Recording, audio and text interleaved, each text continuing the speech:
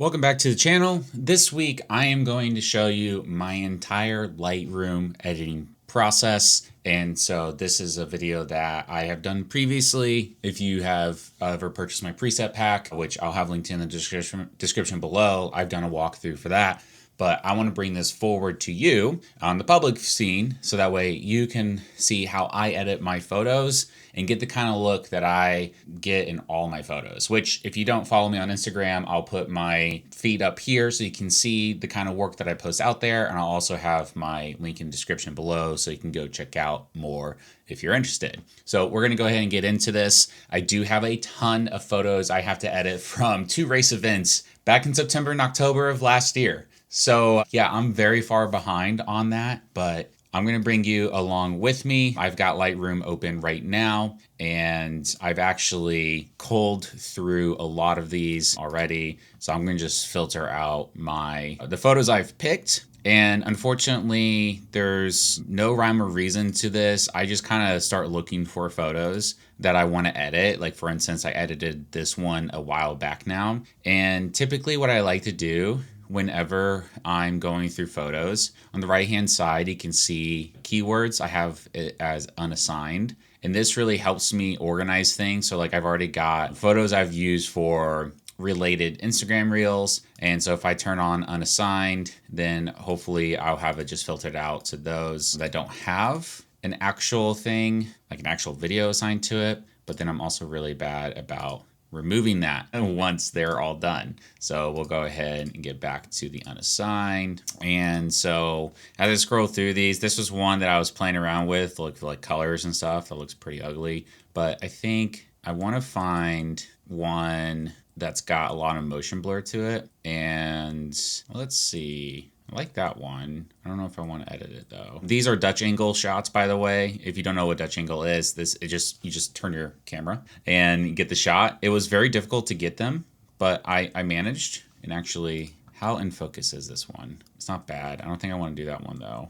For some reason, I don't like it when the car is pointed down and to the side. I like when it's pointed up and to the side. Here we go. Here's a decent one I think we can probably work with. This was right before I found out that my sensor was dirty. So there's like little spots here right off the rip. This is the issue I had with renting this lens. I rented it from a local photography store, which has been great. But I feel like every time I rent that lens, I always get dirt on my sensor, which is kind of annoying. And so I don't figure it out until later in the photos I'm taking, and I end up having to pop it off in the field and cleaning my sensor. So we'll address that. This is a pretty good example that we'll work with. I'm going to hit Shift P, which is going to pull up my presets. Now, I have my own presets. And again, I'll link in the description below. Feel free if you want to look at them. It is, in my opinion, a pretty good offer for all the presets. And if you purchase the preset pack, any new iteration in the future, like any addition, any fixes to like previous presets, I will give it to you for free. So I've had version 1, we're now on version 2.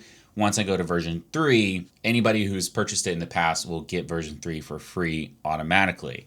The only caveat is that you have to remain subscribed to my newsletter after you make the purchase, so that way I can actually send you communication about it. So that's the only caveat. I mean, the newsletter is free, so there's really no harm there. But the preset I've been working with a lot recently on edits has been this Basics one, which is not currently in the preset pack. It's actually going to be potentially in V3. And I want to use this one because I've been using it a lot on other photos. And what I really like about this preset is that it really just kind of gives you the basic foundations, and it makes it very simple. So right off the rip, it's already kind of dark. And so we're going to lighten this up a little bit globally. And because these spots are going to be kind of annoying, I'm going to go ahead and just start removing them. This process is very mundane, so I will likely just skip ahead for you so that way you don't have to watch me do this. But in the meantime, while I'm fixing this up, let's see here, get that one. Doing the heel spot isn't always accurate, so you just want to be mindful of it, making sure that, you know, like for instance here, we want these lines to line up a little bit better so it's not as like noticeable. It won't be as noticeable too later when I add in masking. And the nice thing is too is that when you do have dirt on your sensor and you realize it after the fact, when you go in and do these spot healing locations, if you were to copy and paste over your edit to another photo that also had dirty spots, like it's all in the same spot. So they'll automatically transfer over and you don't have to go through this process again, which is pretty nice. Unless you miss a spot, which I do often, but it is really nice to be able to just copy and paste it over from photo to photo so you don't have to go do the healing again. Okay, so we have the photo pretty much healed up. You can see when you zoom in, it's a little blurry. Again, I'm not the greatest at shooting tracking shots, but this is pretty good. And already you can see that the subject is pretty highlighted. And that's because in this preset, there's automatically selective mask included, which is going to be a new addition to the presets that I offer in my pack for version 3, because currently it doesn't have them. But I really like it. It does help me speed up my process a lot more. And so for this one, you have a radial that is going to just highlight the background of the subject. You have a linear that's going to darken the bottom section, and then you have a subject mask, which isn't always the most accurate. So I sometimes have to switch it to object and just paint over my object and make sure that I'm only selecting the car, because a little bit of the background was being selected there. And so make sure that's all cleaned up. The mask on this one, I only have one linear mask for the bottom, because typically what I do is I do what I like to call a sandwich. And that is you take a linear mask and you put it on the bottom, and then you create a new linear mask and you put it on the top. And you just drag it down like so, to the point where you're just touching the subject, and you can move it like this to make it less intense up top, and we'll darken that just a little bit. Don't be too crazy with it. But what this does is it forces your perspective to look at the center of the photograph. You can do this from left to right. You can do it catty corner. So like I could do it up here, looking down at the subject, and then I can reverse that on the other side here like that. But basically, whichever linear mask you do, you want to flip it and have one on the opposite side. So in this instance, if I wanted to enhance the sunlight, because it's on the right-hand side of this photo, I would maybe bring down the shadows of this one on this side, or maybe you can bring down the exposure of the entirety if you wanted to. That's a little risky. You can also bring down blacks if you wanted to. And then on the sun side, you can increase exposure, increase highlights. I also like to turn the temperature a little bit more warm, because it is the sun. You want it to be warm. So you can do that with linear mask. You can also do it with radial mask. Radials are usually easier to use when it comes to emulating sunlight. So you can do that, and then you can oppose that with a linear mask, or you can use a radial mask if you want to be very specific. Like if you want to be like, oh, I want to use radial to radial and linear to linear, you can do that. So I think for the purpose of this edit, I'm going to delete these extra ones. I am going to do a radial, and I'm going to make it soft. So I'm going to bring this inner circle down, and it feathers it like almost 100%. It's at 96% feathered right now, because I don't want it to be too intense. I'll increase the exposure to a point where I think I'm comfortable with. I'll also increase the highlights just a little bit so it doesn't seem so flat. And then lastly, I will increase the temperature by a little bit to give it a little bit more of a warmth look. To oppose that, I will do a linear. But this linear, I've already got one down at the bottom here, so I don't want to be too crazy with this one. I'm going to pull it back to where it's very much like in the corner here. And then I will actually just bring down the shadows a little bit. So it's not much, but it can change the overall feel of the photo, because again, we're trying to push your perspective, your view towards the middle of the picture. And that is how we are achieving it. We're achieving it by changing the light and enhancing the sun, and changing your shadows, whatnot. Awesome. So the next bit here is I want to focus on the car, and the car itself is already pretty bright because it's green. So this helps out. And it's not just like green like the grass on the side of the track, it's a much brighter green. So we're going to go to our mask showing the car itself. Here I've already got shadows increased. I like to use shadows to bring out the car because you can see this is with no change. And then here it is with shadows increased. I also like to bring down the blacks a little bit to give them more contrast, a little bit more punch to the actual look of the car.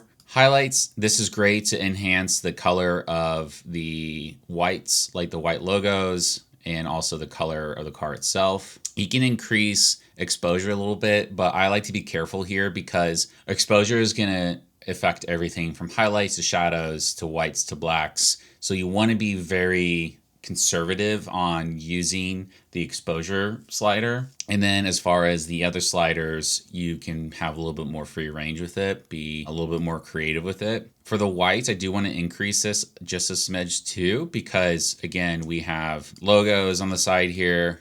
You have the wall of the tire, which it's got like writing all over it. It's just blurry, but there's a lot of white there. So you want to enhance that a little bit. For the color itself, I also do like to increase the saturation by a couple points. I don't want to increase it too much because it makes it look almost unrealistic. And then once we zoom out, you can see, whoops, I did not want that. We'll do the before where everything looks very flat. The subject is very blended in. As far as color, it stands out still a little bit, but as far as like lighting, it's very blended in. And then when we go to the after, you can see that your focus is so much more in the center of the image. And this is exactly how I do my edits. You can also do, if you don't want to do the radial mask like I do, I like this because it has a feather to it. But if you want, you can select the mask where it's on the subject itself. And in the right side of this, click on these three buttons. You can say duplicate and invert mask, and it'll take the exact same selection and just invert it. So you can do that to select the background itself if you wanted to. But again, the reason why I do a radial is because you can feather it. The issue with having a selective mask for the subject, especially with cars, there's so many hard lines. So if you go with this second option where you just reverse it, you're going to have a very hard drop off of the light difference. And that will make it look like it's a cutout, right? So I like the radial because you can see in the center here, I'll turn this on. When you look in the center, you can see that there's a little bit of a feather to where some of the background is not affected. And it just gives it the smooth drop off from the vehicle. You can see some of the vehicle is actually in this, so you can adjust this if you want. Or you can adjust how much you feather it. So you see how like there's no feather here. There's a lot more feather here. So we'll adjust that. But when you do the other option where it's just a straight drop off, it makes it so harsh that people will know that you purposely brought that object forward. And so you want to feather things, long story short. So this is the end result of that photo. Now, I don't know how long I've been recording this because I do talk a lot, but an edit like this can take me a couple of minutes. And it's because like when I go into these edits, I have a general understanding of what it is I'm trying to get out of it. And there's different types of looks I can go for if I really wanted to, but these look intense because it's stacking on the edits and stacking on the selective masks. But I have been using this basics preset a lot for these because for cars, I really do like the natural look of cars. Like you can get creative and do some really cool edits with photos like this, but I wanted to do something that was more realistic looking. The last thing I'm going to do though is because there's a little bit of fuzziness, a little bit of noise, I'm going to denoise it. The AI enhancing tool on this is really good. And oh, Lightroom just crashed. That's awkward. Give me a second. Okay, I don't know what that was about. There must be like a problem with the update, but we're going to try this again. Click denoise. It's loading. Okay, cool. So with denoise, what it'll do is zoom in on a spot that's completely unrelated. But you'll see as I hold this down, it shows it without being enhanced and it shows it with being enhanced. Now, don't get it wrong with this because you don't want it to be so smoothed out that it doesn't like have any texture to it. But with denoise, it automatically defaults to 50%. You can bring it down if you want to. So that way it's not like faking it, like smoothing it out so much. Just don't crank it up because it'll definitely make it look fake.